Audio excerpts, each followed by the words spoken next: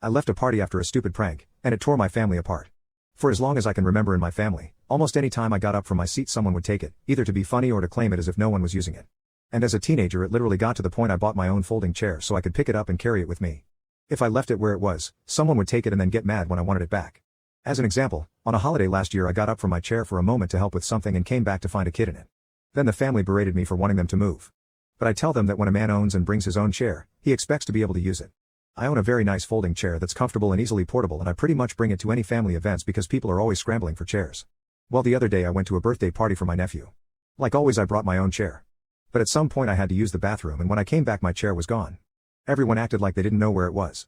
I said they had 1 minute to return it or I was leaving. They laughed at first but then realized I was serious as I started going for the door. Everybody told me to just calm down and it was just a joke.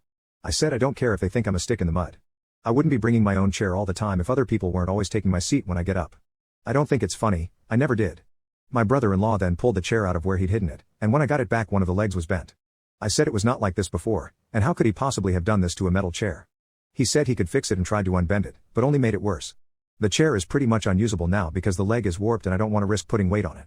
I told my brother-in-law he owes me $50 for the chair because that's what I paid for it 2 years ago. He got mad and kept saying it was just a stupid chair. I said it was my stupid chair, and this wouldn't have happened if he wasn't so immature that he and everyone else had to mess with me for years about where I sit. Then I took my now messed up chair and walked out. I wish I knew how much drama this would one day cause. Well, things escalated a lot after I made my last post because I sent it to my parents and other family members after a little while. They were furious with me at first.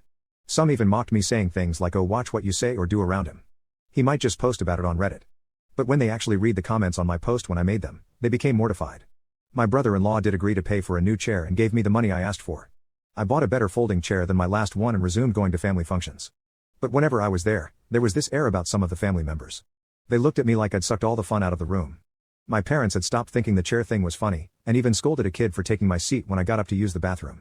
The only problem is that this kid was my nephew. And he started crying when they made him get up. My brother-in-law came to the boys' rescue, and my nephew ended up blurting out that his daddy told him he could do it. When I was out of the bathroom, there was a big fight about it going on. Several family members, including my sister and brother-in-law, were all yelling that it was just a damn chair and I shouldn't be so butthurt about it. My parents demanded to know why they were so butthurt about not being allowed to screw with me anymore. What was their motivation after doing it for so long? It made no sense and wasn't funny anymore. And that's when I intervened. I told them none of this crap would have ever happened if they hadn't been so intent on messing with me when there really was no point to it. I only started bringing my own chair because I could never find a stable place to sit. And if they still thought they were in the right about the situation, then they were just bullies, plain and simple. And what kind of example is that to be setting for your son? My brother-in-law raged, grabbed my new chair and hurled it through the living room bay window. There was a bit of a pause before he realized what he'd just done, then he took off in his car and left my sister and nephew there. My parents got my sister to call him, and over the phone they threatened to go to the police if he didn't pay for the damages. He yelled a few swears until my sister took the phone back. She said that he can either make things right or she'll divorce him. Well, that did the trick because he came back looking like a kicked puppy with his head hanging low. He apologized to me and my parents without even looking at us, said he'd pay for the new bay window and left again. My sister said he drank himself to sleep that night. My new chair was just fine. It took being hurled through a bay window like a champ. There was hardly a scratch on it. My brother hired a window company to come and replace the window. And they had to measure and order a new one before it could be installed. Until then the window had to be covered with plywood. The family was still divided about the situation for a while. Mainly my brother-in-law's parents, my uncle, and a couple cousins blamed me and called me obnoxious for insisting on bringing my own chair and refusing to let anyone else use it. So I compromised.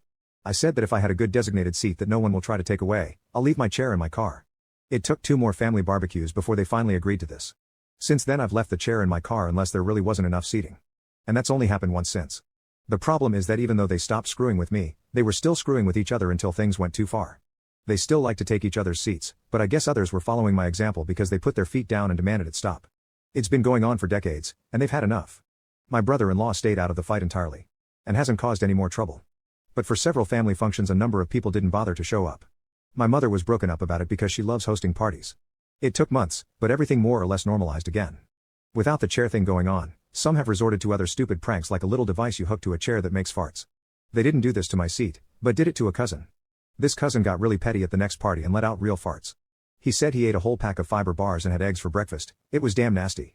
Other pranks included hiding eating utensils, a stink bomb, hiding some sort of monster thing in the toilet, putting cellophane in a doorway, ripping paper when somebody bends over, messing with drinks, hiding shoes, and finally the one that really infuriated my aunt and uncle when a party was held at their house, a glitter bomb. They got the carpet professionally cleaned and billed the person who made the glitter bomb for it. So now pranks are just over. They don't want any more, and I'm fine with that. But the last few family functions have been a bit dull. Of course, things were only calm for a little while before even more trouble started up.